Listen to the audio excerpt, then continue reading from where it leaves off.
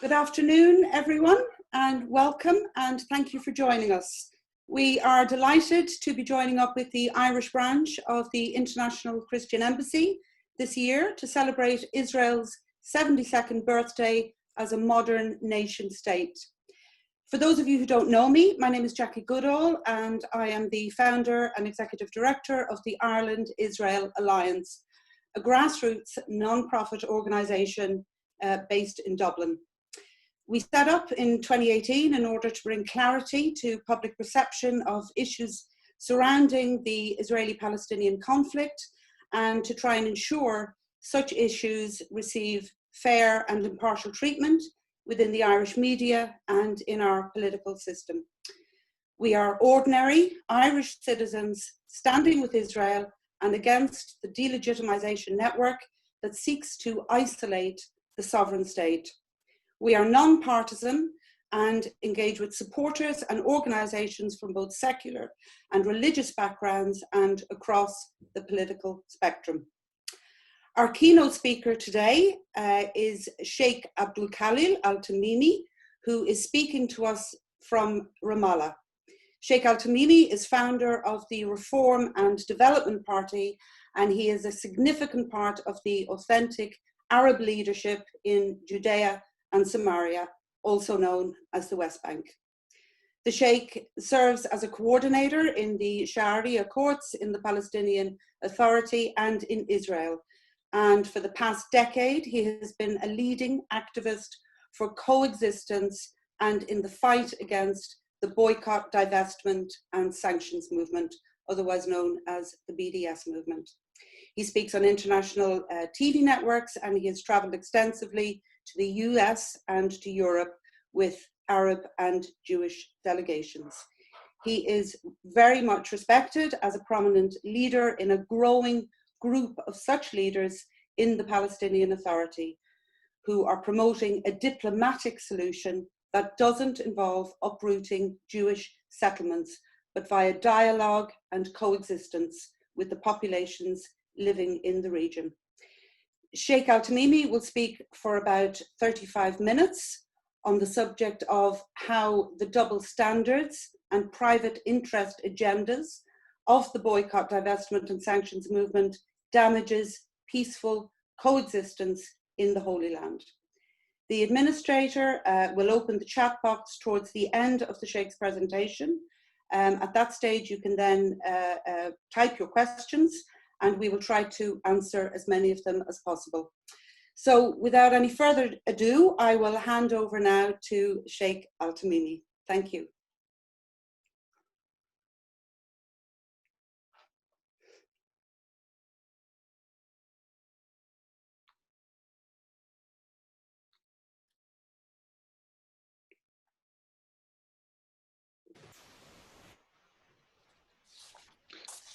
Thank you, Jackie. Very well.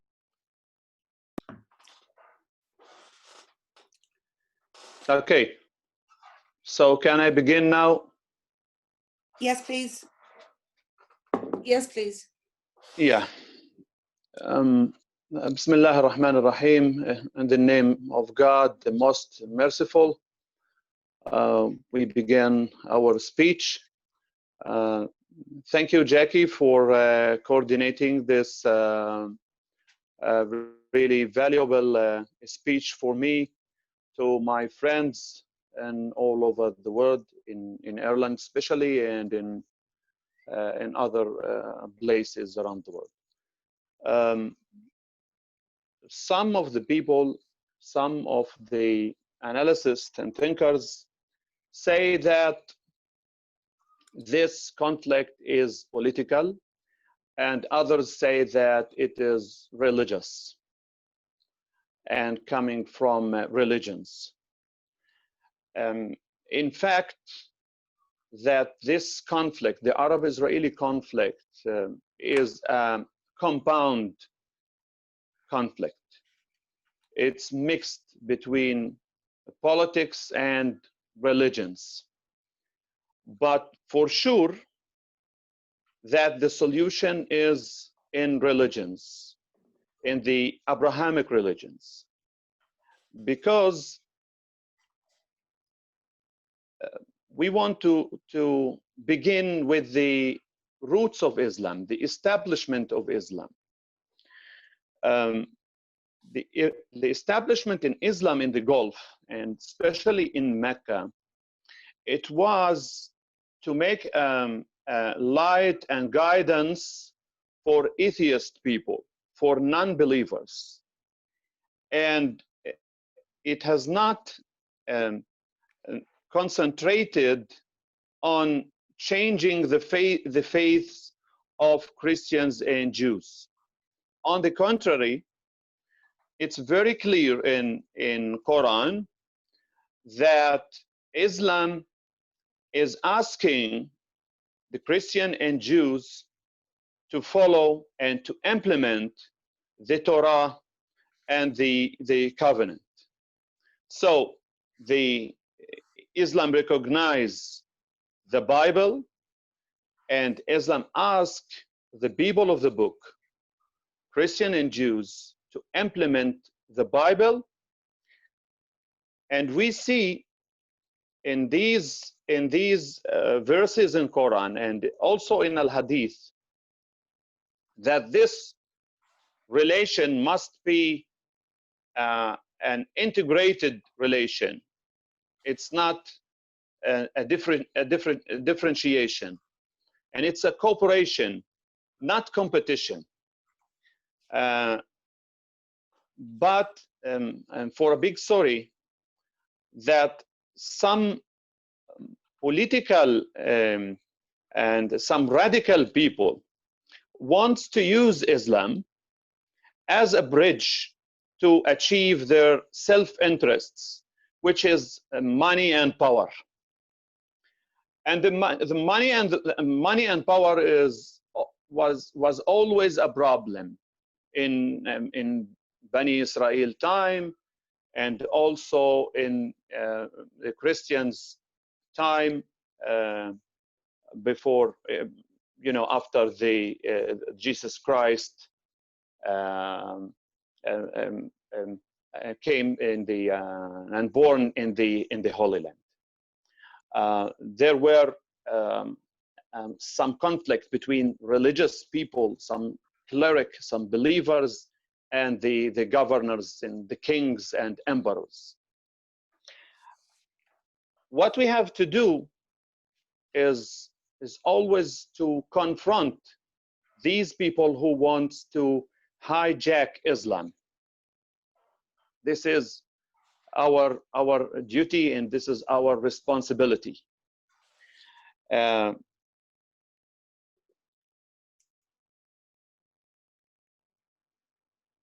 important issue, an important information that so many people doesn't know in the West is that Islam in the beginning depends on two allies. First, the Muslims went as refugees from Mecca to Al-Habasha, which is now in Ethiopia, to a Christian king. They escaped there, and he gave them protection until they escaped to Al-Madinah, which is it's a city about 400 kilometers from Mecca. And after escaping in that Christian country in Africa, they also went and made an alliance with the Jews in Al-Madinah. The Jewish community in the Gulf was there in Al-Madinah. So Islam began with an allies with the Christians and with Jews. After that, some problems happened. It was almost of my Jewish friends, my Jewish rabbis, say that it was political, not religious, because after that, in the Caliphate of Abu Bakr and Omar, Uthman and Ali, the Jewish community stayed in Al-Madinah in a very comfortable life. And this is what now is BDS is going to damage. We have now a comparison, comparative, you know, we compare between what happened in the beginning of Islam and what is BDS going to do right now. We live in the Holy Land together, Muslims, Christians, and Jews. And the Ottoman Empire, of course, was an political government, not a religious government. So before 100 years and after the First World War and the Second World War, there was a conflict between the Muslims and the Jews who wants to come to the Holy Land, and that mentioned in Quran really that Bani Israel, all the Jews from all over the world should come in these days to the Holy Land and to have a rule, to have a government here in the Holy Land. It is mentioned in Surah Al-Isra. Its number is 17 and verse 104. Verse 104, it mentioned and it confirms that Bani Israel should return back to the Holy Land, as they did with Moses, peace upon him, upon his soul, before about 3,000 years. Denying this effect and denying these Quranic verses is really wasting of efforts, wasting of time, and it's not be benefit for anybody. The Muslim and the Arabs suffered a lot here, and they lost a lot of opportunities for having agreements and wonderful agreements with their cousins, the Jews, and also the Jews suffered a lot here before the year 48 and until now, and also the Christians communities in the West Bank or inside Israel also get harmed from this conflict, because we are all together, live together. And what we hope and what is our goal is to have a complete coexistence and peaceful life together with harmony, with cooperation, and without any kind of hatred or confrontation. Now, we couldn't implement our advices in the Quran with listening or taking the advices of the BDS. The BDS movement will, is a spreading of hatred, has a spreading of hatred agendas. The BDS is initiating like a war and a new conflict between the Muslims and Jews in the Holy Land. And the BDS, I consider them like a smooth terrorism. We live together in this land, and any kind of spread of hatred, it will not be effective and it will not benefit us. Of course, we can ask about our rights through the courts and through lawyers and through dialogue itself. Dialogue is the best choice.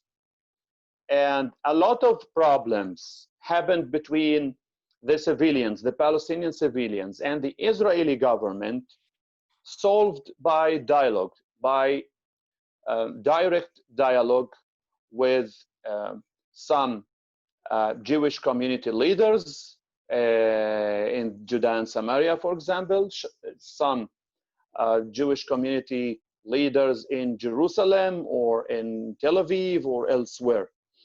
But any kind of hatred will never ever be efficient, and we will not get any benefit from it.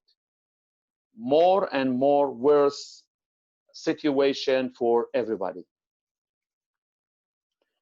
And let me give you an example. Once a famous figure of famous activist of BDS in Hebron named Isa, and this guy had a hard negotiation, let's say, with some right-wing activist, a Jewish right-wing activist in Hebron. Both of them are not from the area. They are not living beside the cave of Machpelah in the city center of Hebron, Abraham tomb, but they came, you know, in some event. The Israeli activist was very nervous, and he didn't beat that BDS activist. Just he thrown an ice cream on him. So the surprise was that activist went to the Israeli police and then went to the Israeli court because just he thrown an ice cream on his shirt. And how can we imagine that? You are fighting Israel, you are fighting Israelis, you are fighting settlements and the what you call settlers, and then you go to the same government, to the Israeli government and to the Israeli police, and the Israeli government will give you your right and let that activist apologize and about what he did for you. So it's not truth, you know, it's not real. The BDS is doing something fake, something like a play. Of course, we can ask about our rights. We can claim our rights through a lot of normal ways, through police, through the court, through lawyers, through dialogue. But any kind of confrontation, any kind of incitement is not benefit for the Palestinians. We think, and we are sure, that the BDS is using the Palestinians. They don't have any agenda to serve the Palestinians or to bring them any kind of their rights. They are just using them. They are representing like the ex-Soviet Union, the communist, the extreme left wing in Europe, and they want to fight Israel using the Palestinians in this play that we're gonna bring you an independent state.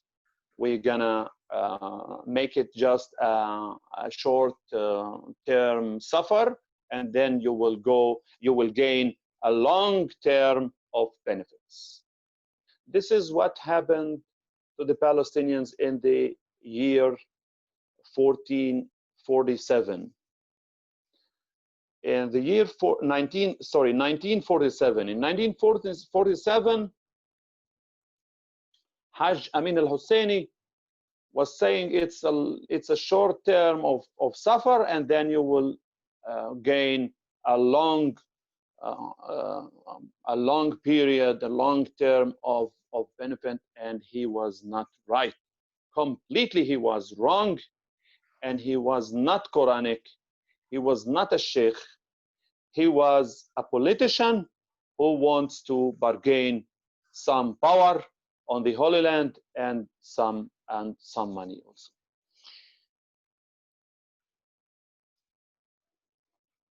This big issue really need from us a real cooperation, because as they say in the United States, it takes two to tango. Without cooperation and without working together, we cannot make any achievements. But we still have the hope that God will bless us and bless our efforts to achieve a complete coexistence and peaceful life in the Holy Land. The last thing I want to add, BDS wants to divide the Palestinian society, to divide them to masters and slaves, because thousands, tens of thousands of the Palestinian workers now work in the West Bank in what they call the settlements. It's an Israeli industrial zones all over the West Bank. And when the BDS wants to stop them and to lose their job opportunities, so the Palestinian society will be, as I told you, slaves and masters. The workers will be like slaves with no job, with no incomes, much more suffer in their lives, and the high officials and politicians who deal with the BDS will be like masters. They got a high salaries, high standards of employment, ruling the government, the Palestinian government, I mean, and they get also a lot of support, a lot of financial support from several countries, like the United States of America, UK, European Union, Japan, Turkey, and so on.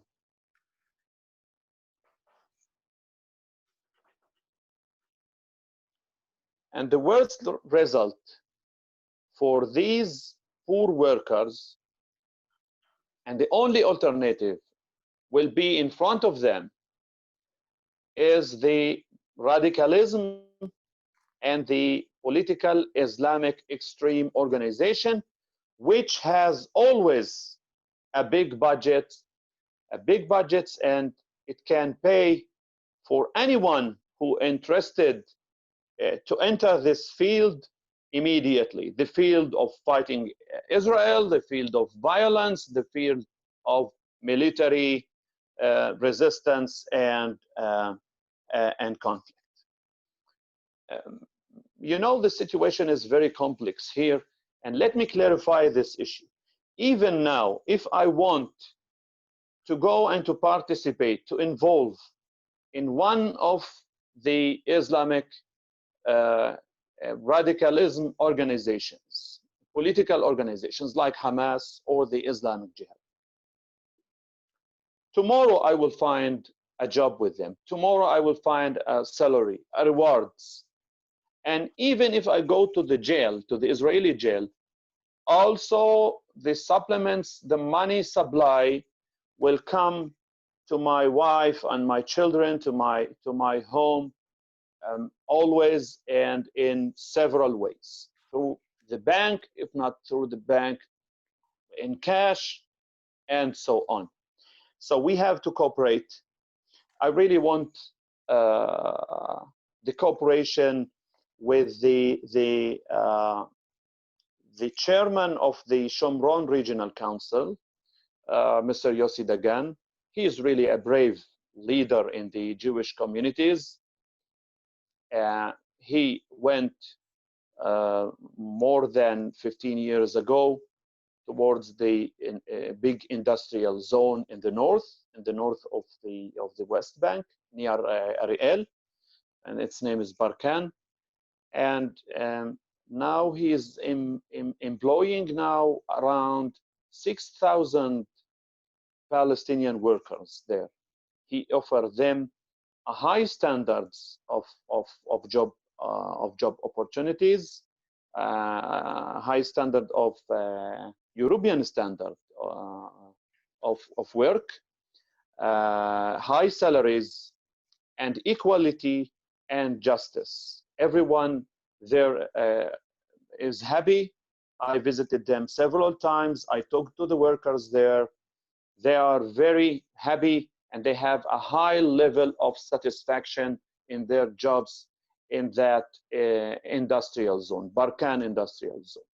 We always ask the Israeli government to do more and more for this opportunity, because always the economic prosperity between Arabs and Jews will pave the way for the politicians and for us as religious leaders to have much more coexistence and to find better agreements every time in the future.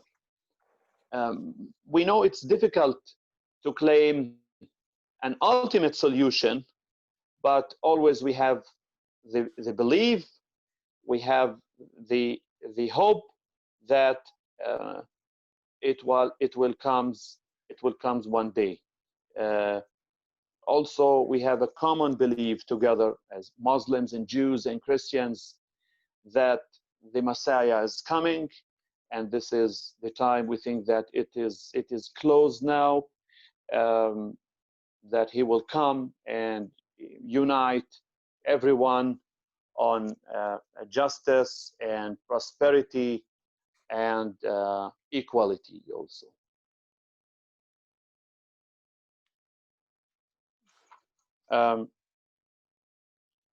And let me mention something important. Now, what the Palestinians, the common Palestinian, need now is really dignity. Dignity is more important for Palestinians rather than identity.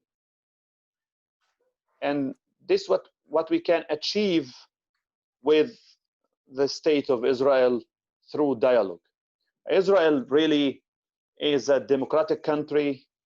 Inside Israel, there is equality and there is a justice for everybody. The Arab Israelis, which I have a lot of friends and supporters there, they live more than almost of the Arab countries, almost of the Arab and Islamic countries in all over the world. They have really a wonderful situation there, and some of them sometimes fall in troubles because also they have some outside agendas, some extreme agendas, and which spread of hatred and incitement. But any other person really will live in comfortable life and with all of respect, and really it's wonderful. So thank you so much, and I welcome any questions you want to ask. Okay, thank you very much for that, Sheikh Al-Tamimi. That was very interesting, and yours is certainly a refreshing voice, not one that we hear very often. So I would invite people, if you would like to ask some questions, to please put them into the chat box, please. Just type don't raise your hand, just type your questions into the chat box. But before that, Sheikh Tamimi, you said one of the sentences you mentioned was that dignity is more important than identity for the Palestinians. I've never actually heard it mentioned that way before, but that is so true. Because in our day now, all we ever seem to hear about is the importance of identity politics. But of course, dignity is so much more important. I'd like to get back to the subject of BDS. You say that BDS is fake and that it's using the Palestinians, and I see exactly where you're coming from. You may be aware that here in Ireland, we have a lot of people who support the boycott, divestment and sanctions movement, and we actually have a bill that has been going through Parliament for the last 2 years called the Occupied Territories Bill.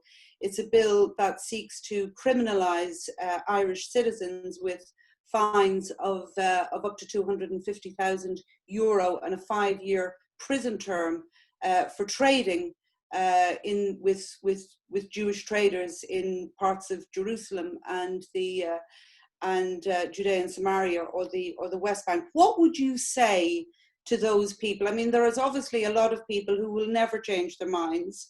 They're absolutely convinced that they are right, but I believe that there's probably about 80% of people in Ireland who they're just being fed all the propaganda. They don't really know what to think one way or the other. What would you say to those people who are not sure about whether they should support the Occupied Territories Bill?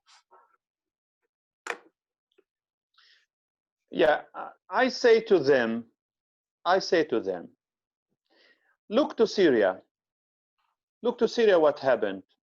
Look for the Syrian leadership with Al-Assad and his administration. Look how many millions of people killed and injured. And try to compare, is the situation here with Israel has 100% the same? No, it's not. We did a lot to the Israelis. We did a lot of military actions, but Israel has, you know, a very powerful weapons, you know, aircrafts, you know, like F-18, F-35, but it is always for defense. They say also that Israel has nuclear bombs, but it is just for defending themselves. They didn't attack any Arab country, you know, and they could, you know, demolish all of the Palestinian cities. The Israeli army is very powerful. So what we need from Israel is to make a direct dialogue with the Israeli government to make a better life, better situation, better free of movement for the Palestinians. And then also the BDS movement could put their budgets, and they can come here to coordinate some development, you know, some infrastructure projects to the Palestinians, rather than spending millions of dollars just to fight Israel, you know, and to make an incitement against Israel, and without any conclusion. Okay. Another question. We also were very much aware that there are many Palestinians like yourself who do want peace and who want a decent lifestyle for their families, but we're not hearing their voices, unfortunately. They're being drowned out by the voices of the boycott, divestment and sanctions movement. How can we better make their voices heard? Yeah, by cooperation, because the situation here, and really it's also the responsibility of the Israeli government. The Israeli government must take care much more care and much more interest with the voice the peace voices. And you know, there is a leader in the Jewish communities in Hebron. He said, unfortunately, and for a big sorry, the Israeli government gives a hand to their enemies, and they sometimes don't take care about their friends. This is a problem, but we need to cooperate together. Not only, you know, Arab and Israelis, also our friends and the friends of Israel in all over the world, to make something, to make a real change in the situation. You know, as I told you also, the extreme organizations has a big budgets. So because of that, they frightening all the time the voices of peace like me. And I did a lot of arrangements. I am about now 20 years of arrangements and building alliances, you know, with the tribe leaders, with some politicians, Palestinian politicians, I mean, Palestinian tribe leaders, to be safe and to confront these extreme people. Okay, I've got another. And, yeah, and I'm still, yeah, and I'm still without any support of the Israeli government or the American government. I am self-funded, and I do my efforts because it is the future of the better future for my people and for my children. Wonderful. That's great to hear. I have another question, which is very much on people's minds at the moment. What is your view of the American Peace to Prosperity plan for Israel to extend sovereignty over parts of Judea and Samaria and to give the rest for a Palestinian state? The situation now, Israel controls all of the Holy Land, all of the borders, you know, the sky and the land and the water, everywhere. So denying and rejecting the Israeli sovereignty will not change anything in the situation. Once a famous senator and a powerful senator in the Republican Party named Ted Cruz came and visited Ariel settlement in the north, and visited the chairman Yossi Dagan. And he said in a press conference, the best solution and the better situation for the Palestinians is that to take Israeli IDs from the Israeli government and to live as the Palestinians who live in East Jerusalem with Israeli IDs and Jordanian passports, and they will have better life and, you know, education, healthcare, and job opportunities, welfare, and everything. But talking about a Palestinian state in this land, it's difficult. And as Ted Cruz said, Senator Ted Cruz said, it's impossible. For me, I don't see that there is any hope to have a Palestinian state between the river and the sea. Why? Because we should study the history and have the lessons from the history. Between the year 1948, and the year 1967, why the PLO didn't establish a Palestinian state on the whole of the West Bank? Why they didn't? Because really it's difficult to have a Palestinian state in the Holy Land, in the West Bank. It's very difficult.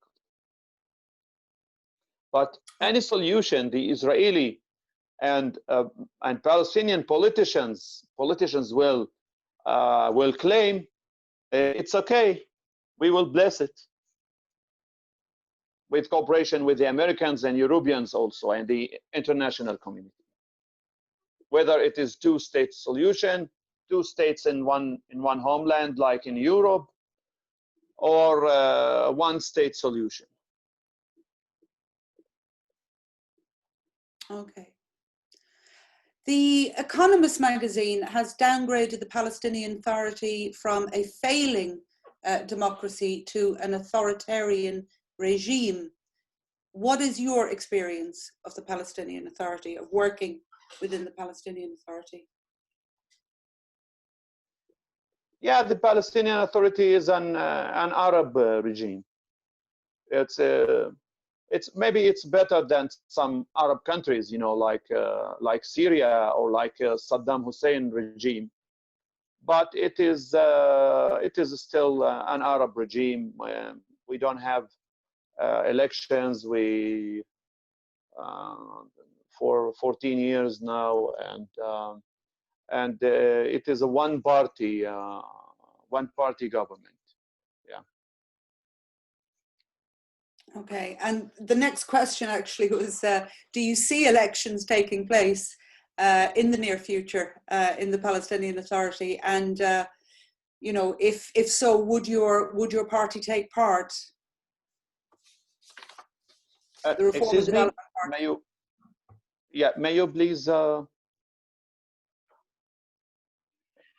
may you please say it again, Jackie? Okay, yeah.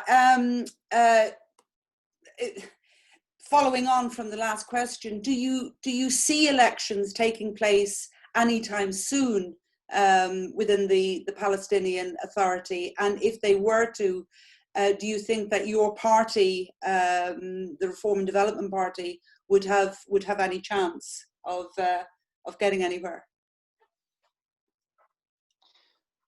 Yes, of course, we want to participate, but it is not easy.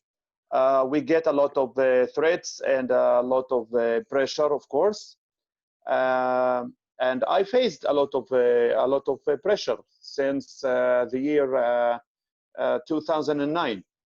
I am in interfaith dialogue, in interfaith encounters, you know, since 1998, and it was okay in the beginning, but because it is, you know, a dialogue between religions.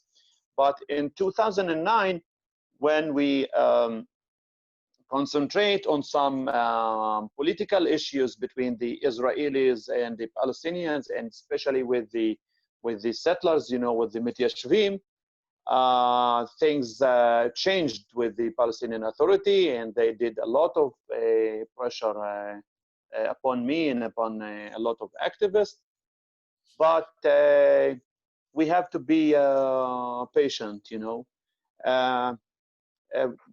We try. We have leaders. I have a lot of colleagues, you know, who are qualified and academics and sheikhs and you know, experts, and we are ready to do so. But now we see that the situation is complex, and there is some kind of impact between the Palestinian Authority and the Israeli government. We are still waiting. Okay. As somebody has said, thank you, Sheikh, for your message. Your message is one that Irish politicians need to hear. Any plans to visit and talk to the Foreign Affairs Committee?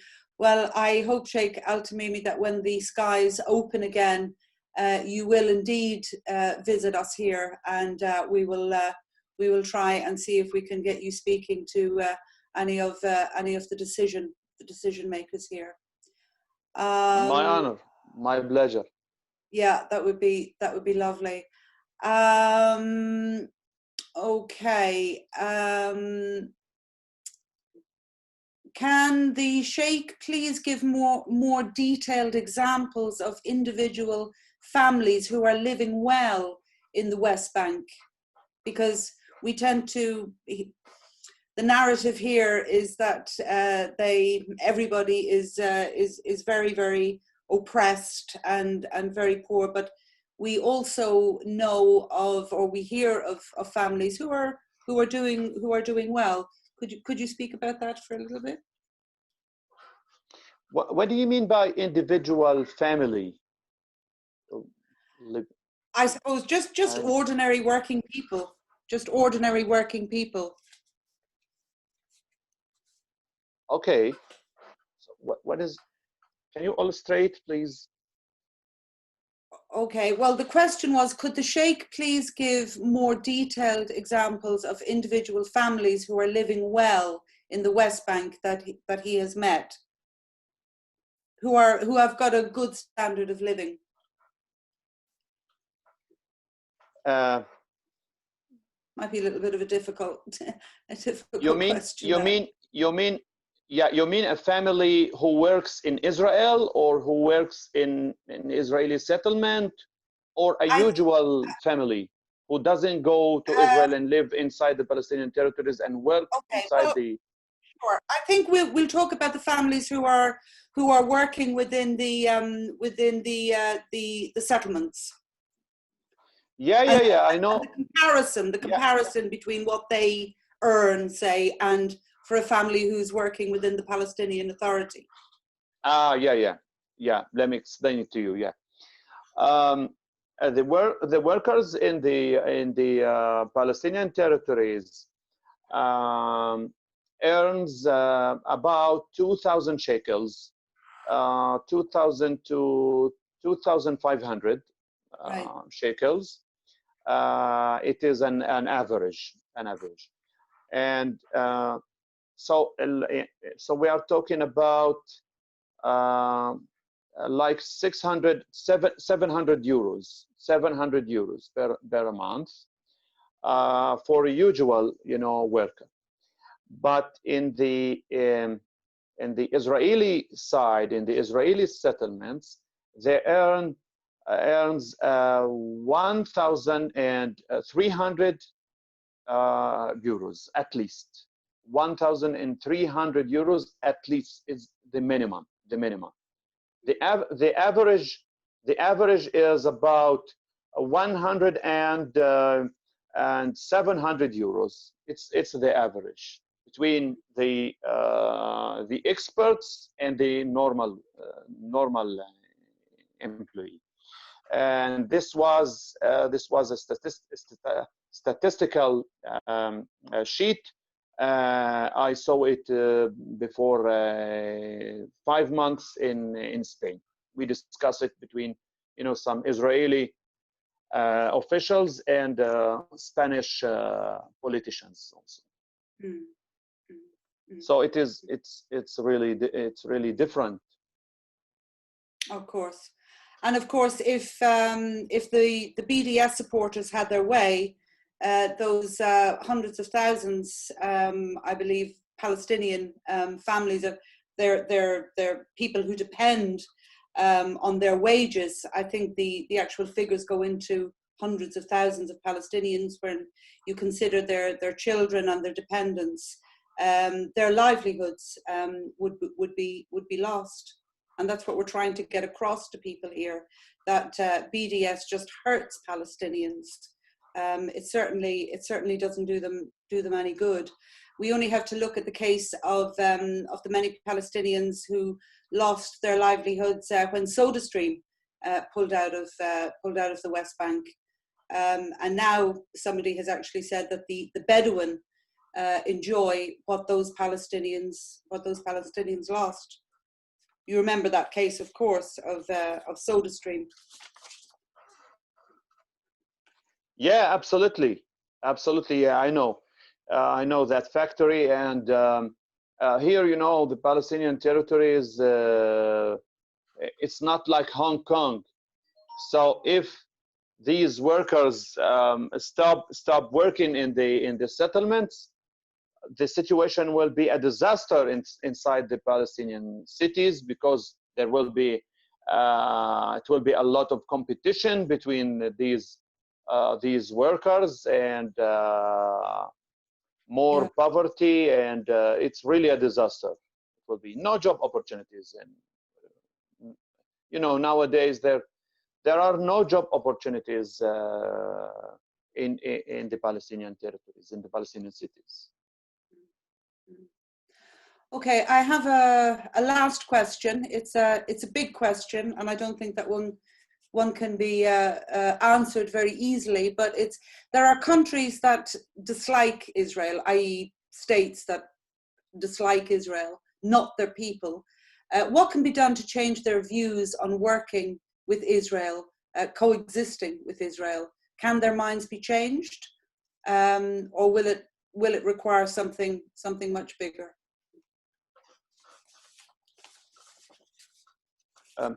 Excuse me, Jackie, I didn't hear some words. You mean some countries who dislike Israel while its people? Yeah, they like the Israeli people, but I think what this person is saying, that there are states that appear to dislike the Israeli state, right? Not the actual people. What can be done to change their views on working with Israel, coexisting with Israel? Can their minds easily be changed? What will it take to change their minds? It's a big question,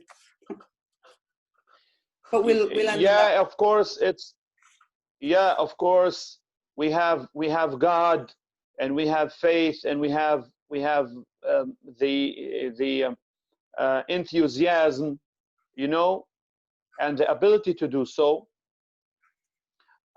It needs only a cooperation between the people, much more cooperation, and with events, with conferences, with a lot of press, and media, we can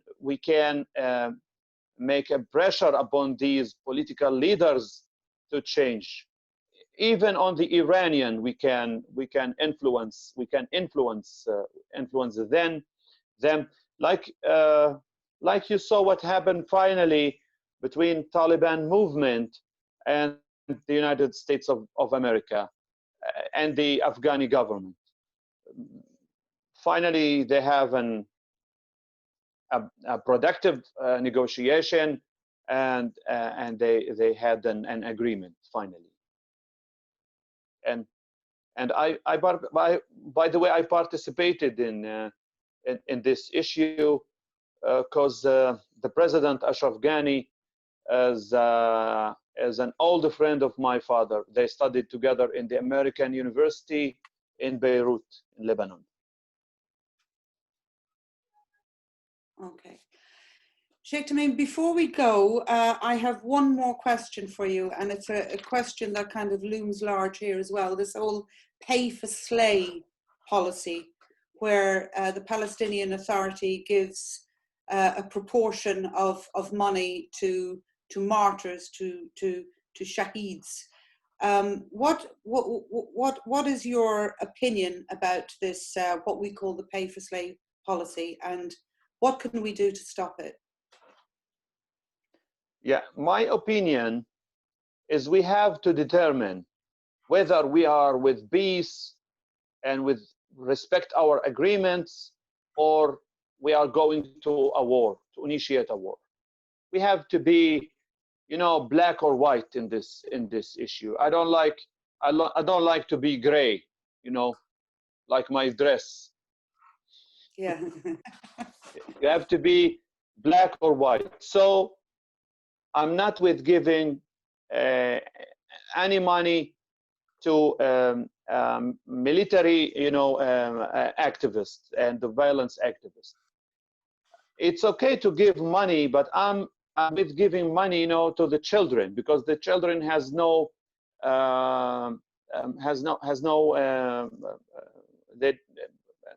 fault, Yes. Yeah, and the widowed women. And a lot of Jewish people, you know, a lot of Israelis are with me in this situation. But we are not giving for you as a fighter, because now we have an agreement.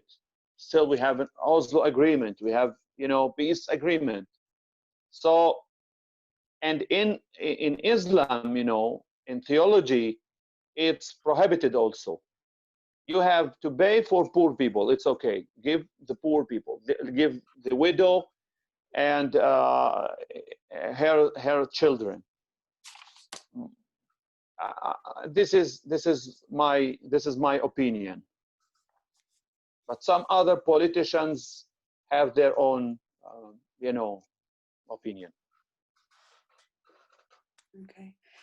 Look, thank you so much, Sheikh Al-Tamimi, for joining us today. I know that we had originally planned for you to physically visit us here before the whole coronavirus thing broke out. So I would certainly like to extend or to keep that invitation open for you to visit us here in Ireland, maybe with some of your colleagues. Maybe we can even bring Sarah Zoabi over.